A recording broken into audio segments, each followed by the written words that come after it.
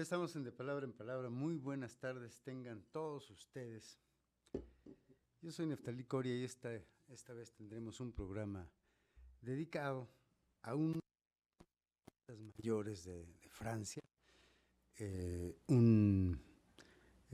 lo tuvimos en México en el 2013, me parece, si no me recuerdo. Ganó el premio de la Feria Internacional del Libro que se da cada año de Guadalajara. Me refiero a Yves Bonnefoy, un poeta magnífico, y comenzamos con un poema suyo que se llama Verdad. Aquí el poema. Verdad. Así hasta la muerte, rostros reunidos, gestos torpes del corazón en el cuerpo reencontrados, y sobre el cual te mueres, verdad absoluta. El olor a sangre será ese bien que buscabas, bien frugal, irradiando el naranjal. El sol girará en su intensa agonía, alumbrando el lugar donde todo fue revelado. Tomaste una lámpara y abres la puerta. ¿Qué hacer con una lámpara? Está lloviendo. El día amanece. Qué buen poema, me parece. Cada poema de Yves Bonnefoy habla, algún crítico decía, leyendo sus referencias sobre Yves Bonnefoy, decía que es el poeta de la presencia. Interesante esa idea de poeta de la presencia. Sus poemas lo dicen. No solamente es poeta, él es crítico de arte y una notable labor de traducción, que en un ratito que encuentre bien los datos para no inventarme las obras que tradujo de Shakespeare. De las mejores traducciones de Shakespeare al francés en el siglo XX y XXI las hizo Yves Bonnefoy. Él nació en Tours, Francia, en 1923. También estudió matemáticas. Fíjense qué interesante. Es un poeta que además tenía habilidades científicas. Creo que abandonó las matemáticas y se dedicó más a la filosofía, y después dejó todo esto y se consagró al hecho de escribir poesía, escribir sobre arte. Él escribió ensayos importantísimos sobre André Breton, por ejemplo, sobre Baudelaire, sobre Arthur Rimbaud. Es decir, los poetas capitales que él leía con una intensidad, como suelen los franceses lectores leer a sus poetas. Eso deberíamos hacer en México. Eso deberíamos hacer con nuestros poetas mexicanos, con nuestros grandes hombres, ¿no? Pero somos así, no valoramos en lo que verdaderamente valen a nuestros poetas. Y bueno, Yves Bonnefoy fue lector de Baudelaire, obviamente, fue lector de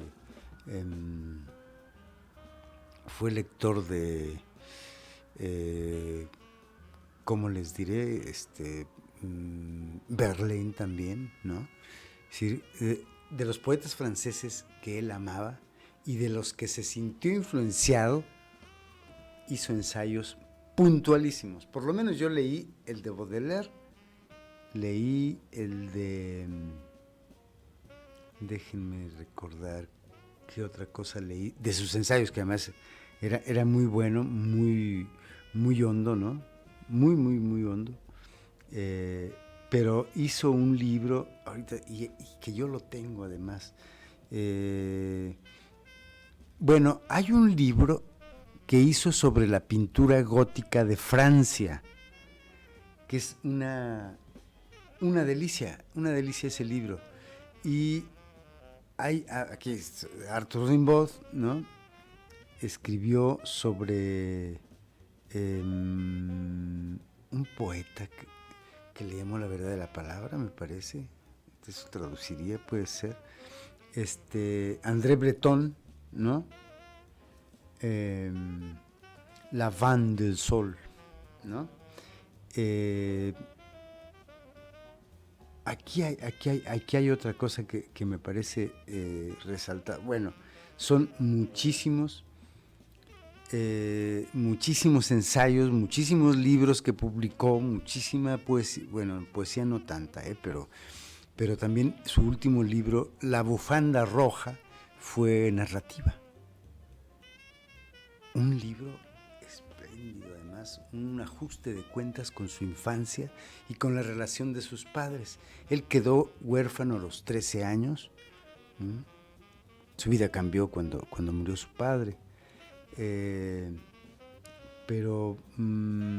Y bueno, hay libros escritos sobre él, ¿no? Que escribieron algunos críticos y hablan, y recordé mucho que decía uno de los críticos que es el poeta de la presencia y algo más, pero me llamó la atención el poeta de la presencia, porque me parece que en su poesía la presencia humana, la presencia inanimada de las cosas que allí se animan o que permanecen como tales, es fundamental. Quizás haber escrito una serie de poemas que tardó mucho tiempo escribiéndolos, más o menos, es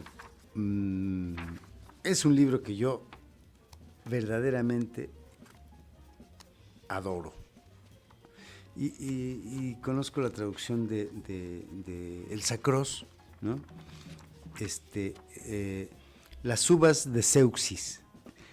Fíjense, no está equivocado ese crítico que dice que es el poeta de la presencia, el poeta de la mirada, ¿no?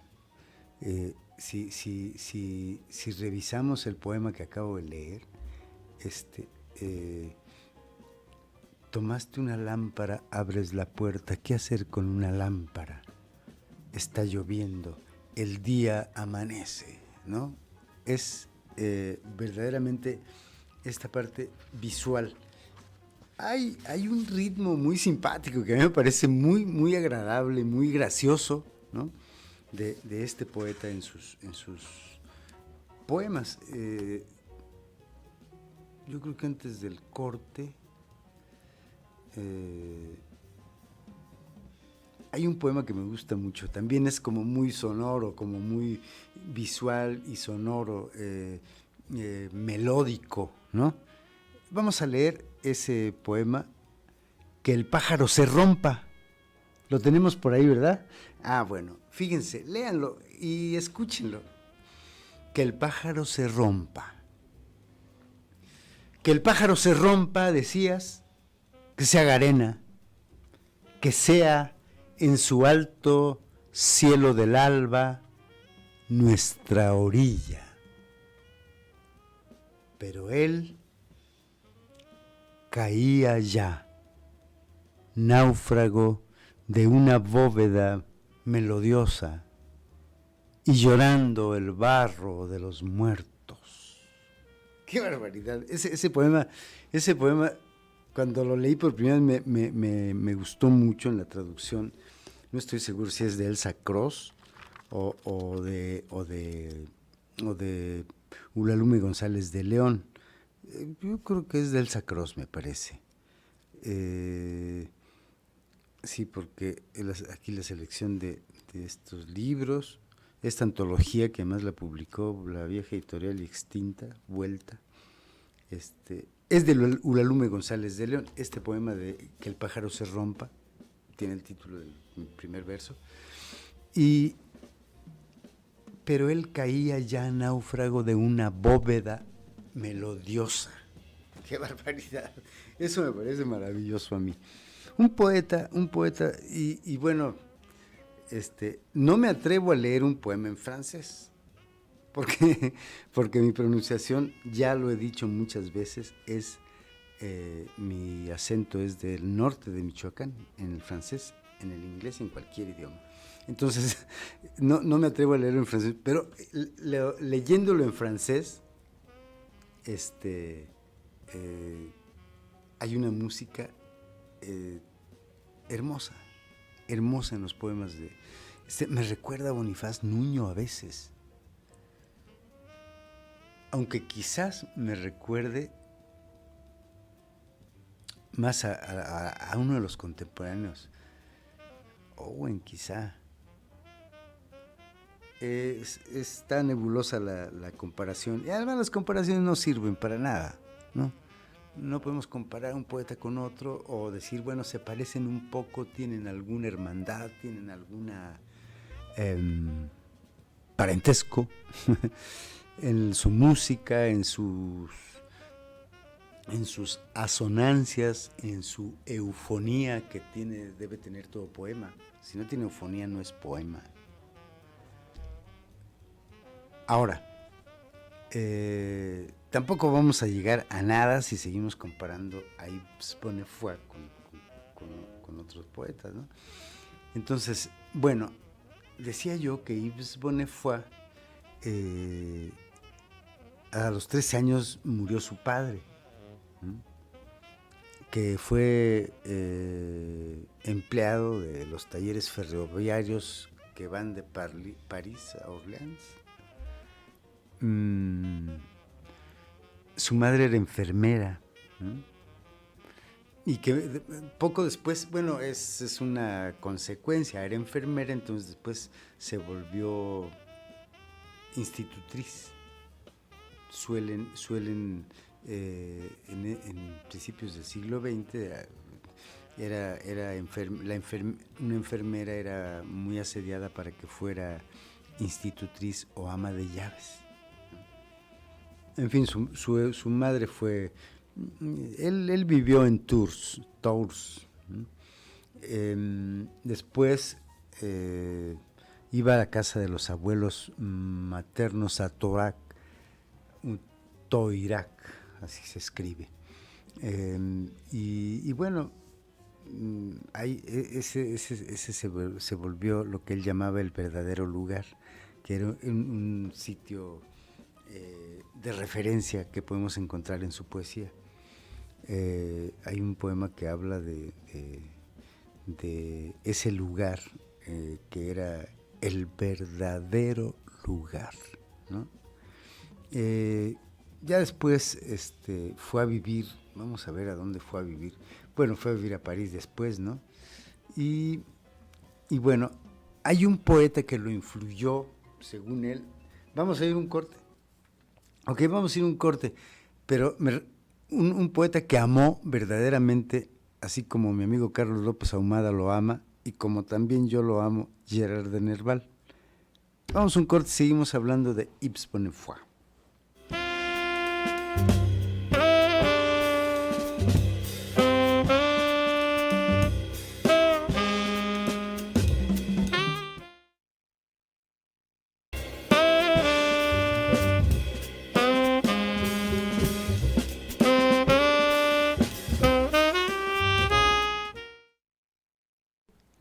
Ya me acordé de cómo se le llegó a calificar. El poeta del lugar y la presencia. Yves Bonnefoy, ¿no? Eso es lo que se decía de él. Y yo lo he comprobado en la poesía, en lo que yo he leído de él. he sido su lector y lo admiré muchísimo cuando lo conocí. Dije, ¿qué es esto? Tuve una especie de deslumbramiento como lleguemos a tener con ciertas cosas, con la belleza.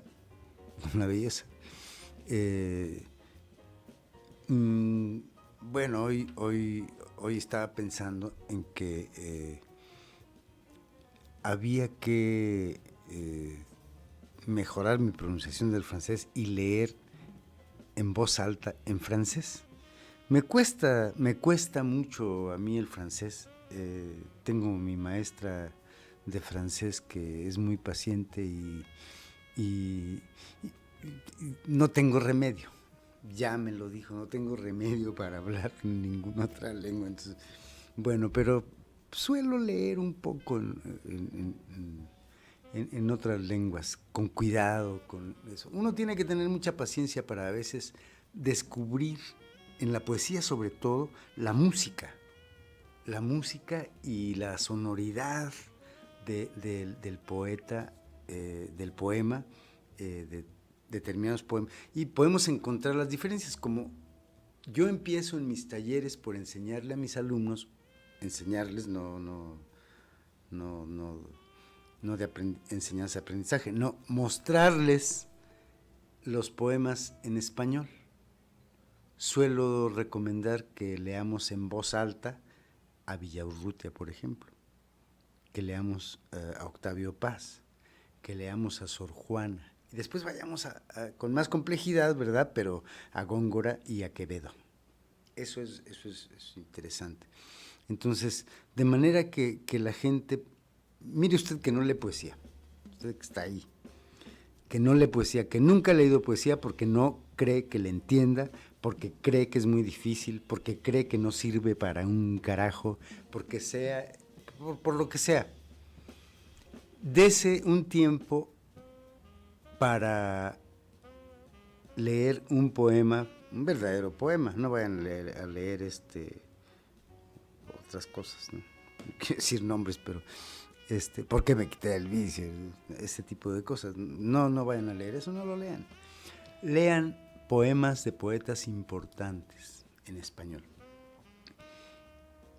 Y deténganse un poquito a las palabras que no entiendan, pues buscarlas, carajo. No pueden ir al diccionario y saber qué quieren decir. Claro que pueden ir, por supuesto. Y díganlo entendiéndolo o no entendiéndolo, como sucede cuando leemos, por ejemplo, Cementerio Marino de Paul Valéry en francés. Sin entender nada se oye la música, ¿no? En fin, cuando leemos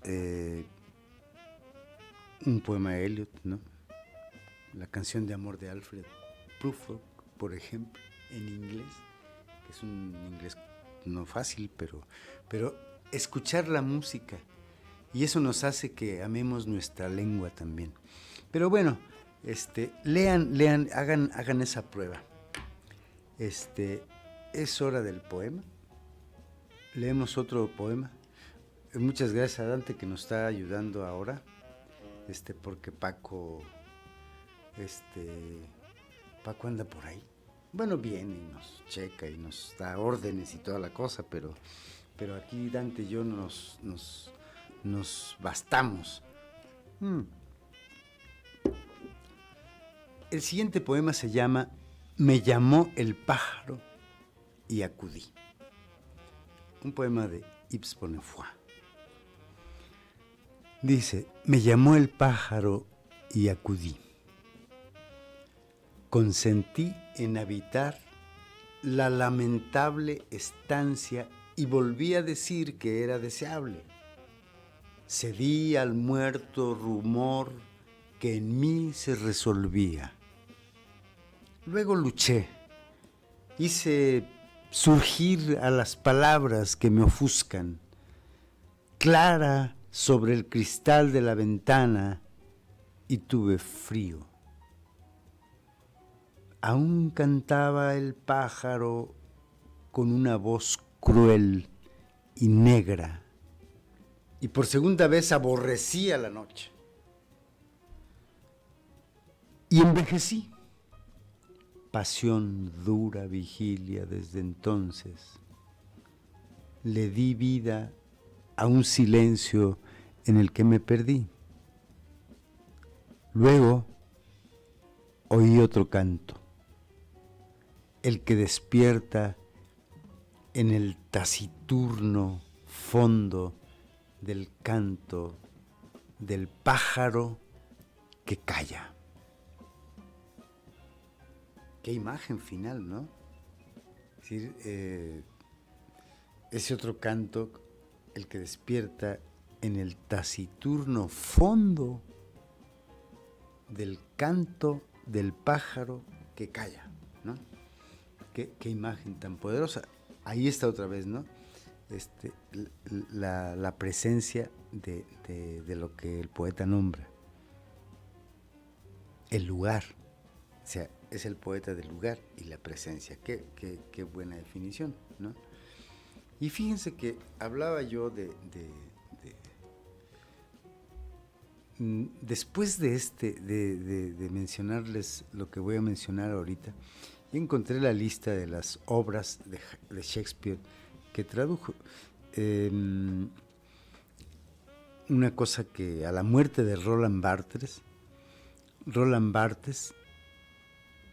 él se quedó con la cátedra de estudios comparados de la función poética. ¡Qué maravilla! Estudios comparados de la función poética en el Colegio de Francia, ¿no? Que bueno, sin duda es una institución prestigiosa. Les voy a decir las obras de Shakespeare que tradujo. Hamlet, nada más y nada menos. Hamlet, El Rey Lear, Romeo y Julieta, que por cierto, yo vi una puesta en escena de Romeo y Julieta con una compañía francesa hace muchos años, y el texto era traducción del inglés al francés de Yves Bonnefoy. También tradujo Julio César, tradujo Cuento de invierno, La tempestad, Antonio y Cleopatra, Otelo, qué difícil, ¿no? Como Gustéis, que es una comedia, ¿no? Los poemas de Shakespeare los tradujo, toda la poesía de Shakespeare la tradujo Bonnefoy. Y bueno, decía al final del bloque anterior, decía que él amaba a Gerard de Nerval. Y mencionaba como con un amigo hemos compartido, con Carlos López Ahumada, un amigo narrador que recién sacó su novela, Relato de amor para la señora Abril. Compartíamos a Nerval y qué cosa, ¿por qué nos gusta Nerval? ¿No? Tengo idea también que a Oscar Millán también le gusta Nerval. Entonces él escribió sobre Nerval, escribió ya había dicho yo, sobre Baudelaire, Rimbaud y sobre Mallarmé o Mallarmé, ¿no? Bueno, eso de cómo es el poeta, del lugar y la presencia, lo comparan con un poeta francés del que apenas escribí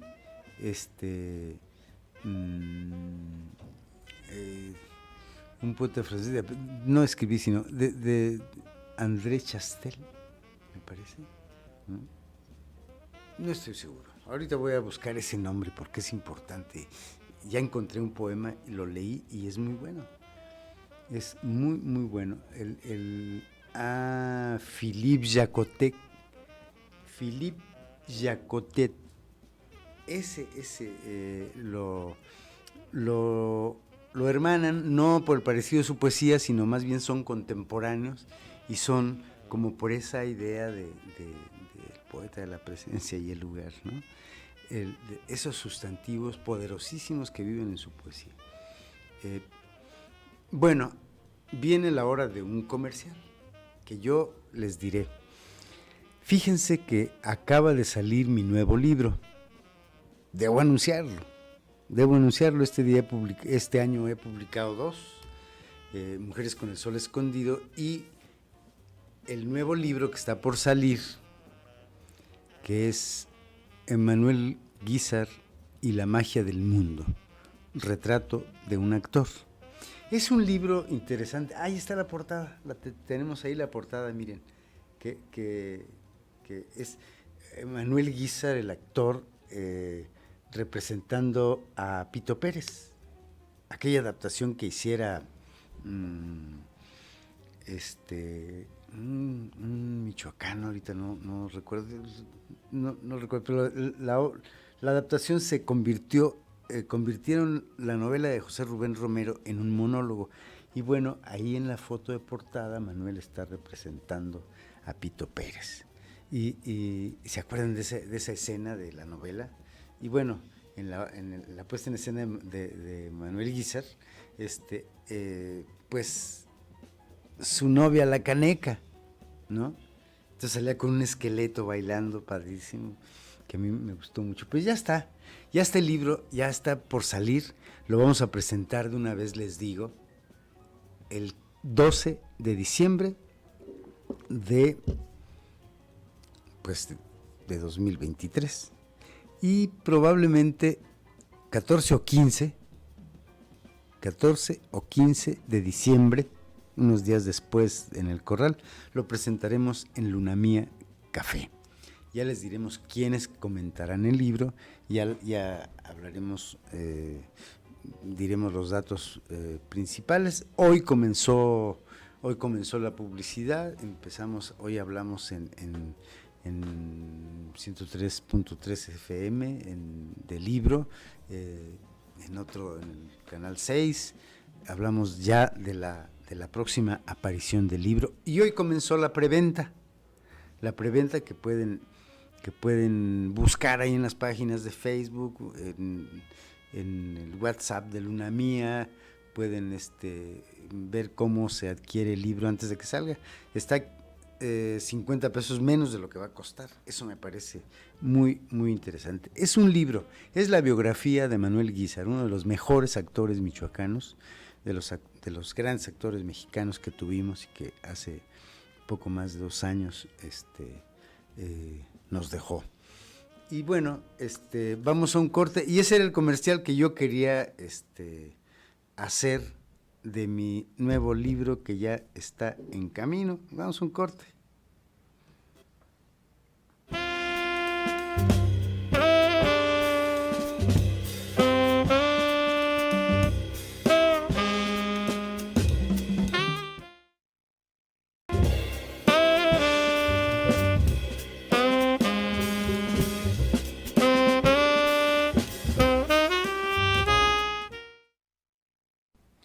Ya estamos de regreso, y estaba viendo este poema que fíjense que parecería un poco parecería sencillo o algo común. Lo voy a leer en el libro. Este es un libro de los poemas escogidos entre 1947 y 1993. Bueno, el poema se llama La imperfección es la cima. A mí me parece un título prodigioso. Oigan lo que dice. La imperfección es la cima. La verdad que había que destruir y destruir. La verdad es que solo hay salvación a ese precio. Amasar la faz desnuda que asciende en el mármol, abatir sobre toda forma, toda belleza, el martillo. Amar la perfección como el umbral que es, pero negarla ya conocida y apenas muerta, olvidarla. la imperfección es la cima. ¡Qué claridad! Amar la perfección como el umbral que es. La perfección es el umbral, dice, ¿no? La imperfección es lo más alto, ¿no? Eso es lo que dice Ibsen, fue que me asombra, me asombra de esa especie de descubrimientos de cosas que nos parecían muy fáciles que podemos encontrar y no los podemos encontrar, ¿no? Aquí habla de tenemos, ya habíamos dicho que digamos, heredó la ¿cómo se dice? La cátedra de estudios comparados, ¿no? Estudios comparados de la función poética que daba Roland Barthes. Y bueno, cuando vino apenas recuerdo, porque a mí me tocó, yo creo que en la última fila de las 3,000 personas que había viendo a Yves Bonnefoy cuando vino a la Feria Internacional del Libro de Guadalajara, que por cierto ya está por llegar. Y bueno, fue complicado porque además no alcancé traductor, daban audífonos, yo no alcancé, pese a que llegué temprano. No me pasó lo mismo con Herta Müller. La conversación que tuvieron con Mario Vargas Llosa, que me cae medio mal a mí, y Herta Müller, a quien admiro muchísimo, y sí me tocaron audífonos. Entonces la conversación que tuvieron Vargas Llosa y Herta Müller la vi muy bien en el salonzote de la Feria del Libro, Juan Rufo se llama. Y bueno, no lo recuerdo mucho, lo vi. Ya han visto ustedes las fotos ahorita en la pantalla. Era un hombre con los pelos parados y muy sencillo, según supe. Bueno, también se dice que es el escritor de la ensoñación controlada, fíjense, con obsesiones por la imagen. Observen en los poemas que he leído y en los que voy a leer la agudeza, claridad en su forma de todas las imágenes. Leeré uno de las uvas de Zeuxis. Bueno, les diré que este libro de las uvas de Zeuxis lo publicó Era, pero ya había poemas aquí en esta edición que data de, déjenme decirles, los poemas escogidos, traducciones de Eulalume González de León y de Elsa Cross, y con un prólogo de Jan Starobinsky. Déjenme decirles de qué año es este libro, de 95. Este libro yo lo he paseado por toda mi vida. Entonces, y cuando apareció, ya por fin terminó. Duró mucho tiempo escribiendo las uvas de Zeuxis. ¿Por qué las uvas de Zeuxis, no? Bueno, tanto le atraen las imágenes que las uvas de Zeuxis, aquel cuadro famoso de ¿cómo se llama? De Zeuxis, el pintor griego, siglo V antes de Cristo. Bueno, se dice que pintó unas uvas tan reales que llegaron los pájaros a picotearlas. Y pues las picotearon, y en un poema Yves Bonnefoy dice que las destruyeron. Vieron con tal perfección esas uvas que llegaron los pájaros, ¿no? Entonces, este libro tiene por tema esa idea, que además hay un poema que no está aquí, que no lo podemos ver en la pantalla, pero que a lo mejor se los podría... hay la desesperanza del pintor, ¿no? Zeuxis, seguramente. Se los voy a leer rápidamente, aunque no aparezca en la pantalla, pero pónganle atención. Fíjense, él pintaba la pendiente de una montaña, un macizo de piedras ocres, pero esa tela de sayal se dividía por el seno que un niño apretaba en los labios. Y de lo alto bajaban casi del hielo en la noche, pues era de noche, los portadores de cofres de los que se filtraban luces. ¿Cuántos cuadros dejó así inacabados, llenos de trazos? Los años pasaron, su mano tembló. La obra del paisajista no fue ya sino un montón de blocs de carbón brillante, allá en los que erraban los niños del cielo y de la tierra. Ese es un poema de este libro de las uvas de Zeuxis, de Yves Bonnefoy, que está publicado. Yo creo que lo pueden conseguir aquí en cualquier lugar, ¿no? Hay un prefacio de Elsa Cross y la traducción es de ella misma. Elsa Cross es una poeta magnífica. Recuerdo su libro Baniano, ella es muy cercana a la meditación y a los fulgores del espíritu de la India, ¿no? Y tiene un libro que se llama Baniano que me gusta mucho. Entonces un día yo le pregunté a Elsa, le dije, a ver, ¿cómo es eso que el baniano es un árbol? Es un árbol que florece o no florece, pero crece y sus ramas van cayendo de nuevo a la tierra y se hunden. Eso trataba yo de entender en su libro y cuando me dijo, claro, eso es totalmente cierto, el baniano hace eso. Elsa es muy buena, muy buena poeta y tiene una claridad para explicar los conceptos poéticos en los que ella cree magníficos. Yo admiro mucho a Elsa. Y bueno, ella tradujo, qué bien que tradujo a Yves Bonnefoy, ¿no? Leamos otro poema. A ver, vamos a ver cuál tenemos aquí.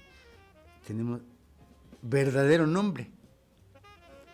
Quisiera leerlo en el libro, pero bueno, el verdadero nombre me parece que pertenece a un libro que se llama, claro, sí, estoy seguro que pertenece a ese libro y lo voy a leer del libro además. Se llama, un libro que se llama Del movimiento y de la inmovilidad de Dvobe. Bueno, verdadero nombre. Desierto llamaré al castillo que fuiste. Noche a esa voz. Ausencia tu rostro. Y cuando te derrumbes sobre la tierra estéril, llamaré ese relámpago que te lleva a la nada. Morir es un país que tú amabas. Yo llego, si bien eternamente, por tus sendas sombrías. Destruyo tu deseo, tu forma, tu memoria, y tu enemigo soy y seré despiadado. Guerra te llamaré, y tomaré contigo todas las libertades de la guerra. En mis manos tendré tu rostro oscuro y traspasado, y dentro del pecho ese país con luces de tormenta. Traduce la música al español muy bien Yves Bonnefoy, es decir, cómo suena en español, ¿no? Sabemos que la traducción hace que pierda cierta musicalidad, pero bueno, tenemos poemas traducidos por Elsa Cross, ¿no? O por Lalume González de León. Y Yves Bonnefoy es un poeta espléndido, a mí me parece. Leemos otro poema porque si no, ahora tenemos muchos poemas. Este me gusta mucho. La noche. Prefiero leerlo en el libro que ahí en esa cosa, ¿no? La noche está en las uvas de Zeuxis. Donde cae la flecha tiene un libro y otro que se llama Principio y fin de la nieve. Entonces, aquí está, La noche. Es un poema que a mí me gusta mucho. Con el que voy a despedir me gusta más, todavía, verán. La noche. La noche, es decir, verde, azules y un poco de rojo muy oscuro que muerde con sus grumos lo bajo de la página. Escribo deprisa la palabra charco, la palabra estrella. Escribo nacimiento. Escribo pastores y reyes magos. Escribo que rompo un foco. Y es lo negro. Me gusta mucho este poema, ¿no? Este poema me gusta. Y bueno, el poema que sigue, a lo mejor, solo traemos muchos. Hay muchos poemas, Dante, hoy. Teníamos como de más, pero pues más vale tener de más que de menos, ¿no? O el número preciso. Al final voy a leer un poema que es el que le da título a las uvas de Zeuxis. Voy a leerles este poema. Estamos en el tercer bloque, de antes no estoy seguro. Ya vamos a ir al cuarto. Ok, entonces, bueno, hablemos un poquito de una cosa que me quedó pendiente después. Volviendo del tercer bloque, yendo al cuarto, leeremos ese poema que sigue.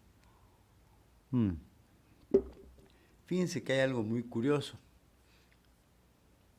Yo creo que son como 50 y tantos libros, 40 y tantos libros que escribió de ensayo, de crítica de arte. Eso es muy importante, su labor de crítico de arte. Fíjense cómo todo se relaciona en un hombre que escribe, ¿no? Que escribe en narrativa, prosa poética, poesía, teatro. Es decir, cómo todo se relaciona. Ahorita les voy a decir por qué entre el crítico y de arte y el poeta. Regresamos, vamos a un corte.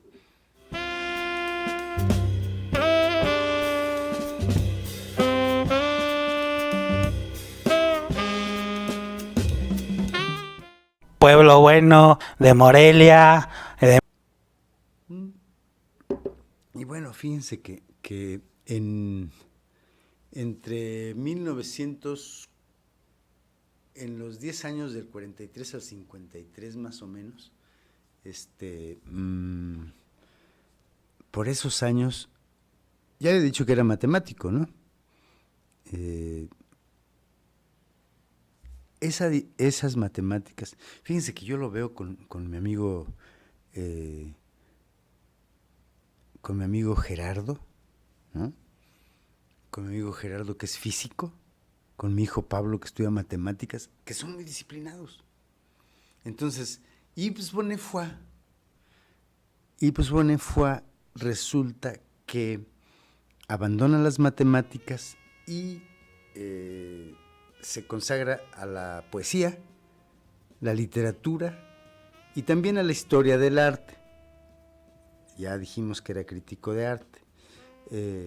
Y siguen, bueno, las enseñanzas de uno de los más originales. Él persigue las enseñanzas de uno de los estudiosos y de los, digamos, de los estudiosos franceses más connotados, que es André Chastel, ¿no? André Chastel, que además luego le da por frecuentar el surrealismo, el cual lo abandona también. Pero bueno, a lo que iba, esas relaciones en un solo hombre de sus distintos géneros que escribe. Es decir, él es matemático, abandona las matemáticas, escribe poesía y hay una disciplina y un cuidado meticuloso de su poesía, gracias a su ejercicio en las matemáticas, ¿no? Eso es interesante, cómo la ciencia Digo, la física, las matemáticas y la poesía, por supuesto que no están peleados, ¿no? Es un tema que me falta conversar con mi amigo Gerardo, físico, ¿no? Hoy lo voy a ver en Basta de no leer, justamente, y voy a tratar de recordar para decirle por qué nos llevamos tan bien los poetas y los físicos, ¿no? En fin, otra cosa. Escribe las uvas de Zeuxis y pues Bonnefoy, ¿no?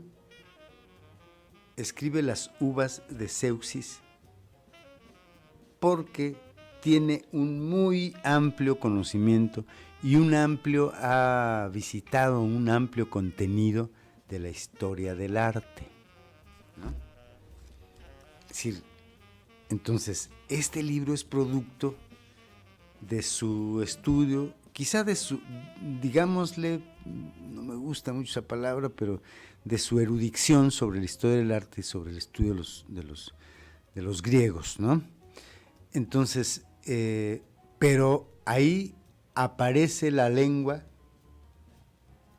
y el olfato, el gusto y el olfato por la pintura, y toma a Zeuxis, que era el pintor del siglo V a.C., ¿no?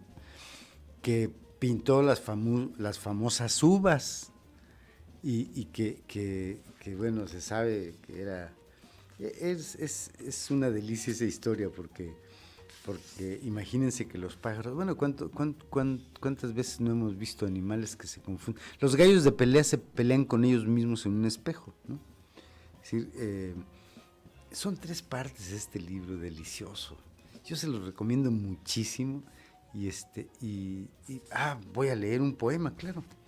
Voy a leer un poema hablando justo de las uvas de Zeuxis que pertenece a ese libro. Se llama Me hablaban. Fíjense, oigan ustedes.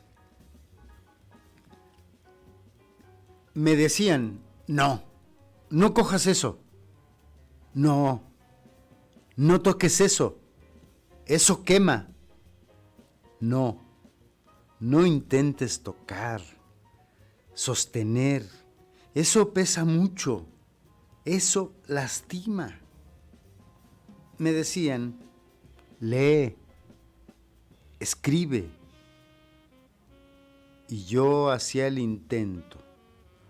Tomaba una palabra, pero se debatía cloqueando como una gallina despavorida, lastimada, en una jaula de paja negra con viejas manchas de sangre.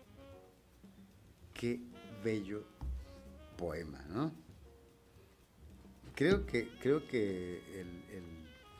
el ritmo, ese tono conversacional que utiliza con tanto no cojas eso, me dijeron, escribe, lee, es decir, ese tono conversacional que no es fácil. Es muy fácil hacer un mal poema con eso, ¿no? Con el tono conversacional, con algo un poco más coloquial, es fácil hacer un poema malo con eso, fallido. No, pero hacer un poema con esta musicalidad, con esas cosas, y vaya que en francés suena, qué barbaridad, ¿no? En francés suena, ya les dije que no me atrevo a leer en un francés. Voy a invitar un día a alguien que lea muy bien francés, puede ser mi maestra de francés, invitarla y que hablemos de un poeta francés. Y bueno, pues ya nos vamos. De aquí me voy corriendo a Basta de no leer, que hoy leeremos un relato de mujeres con el sol escondido, y quienes siempre invito y no van. Se trata de libros y no van. Váyanse al fútbol, pónganles fútbol y van como sorbidos por no sé qué cosa, ¿no? Pero vayan a los libros. Bueno, pues ya nos vamos. Leo, me despido. Muchas gracias a Dante, gracias a Paquito, y leemos Las uvas de Zeuxis. Un saco de tela mojada en el arroyo es el cuadro de Zeuxis. Las uvas que los pájaros furiosos desearon tanto, horadaron tan violentamente con sus picos rapaces que desaparecieron las uvas, luego el color, después todo resto de imagen en esta hora del crepúsculo del mundo en que lo han arrastrado por las baldosas. Recuerden, amigos, que si los pájaros se confunden con las uvas en una pintura y las destruyen porque se las quieren comer, confundirse también puede llevarnos a la creación más alta. No le tengan miedo a la confusión. Yo soy Neftalí Coria. Hasta la próxima.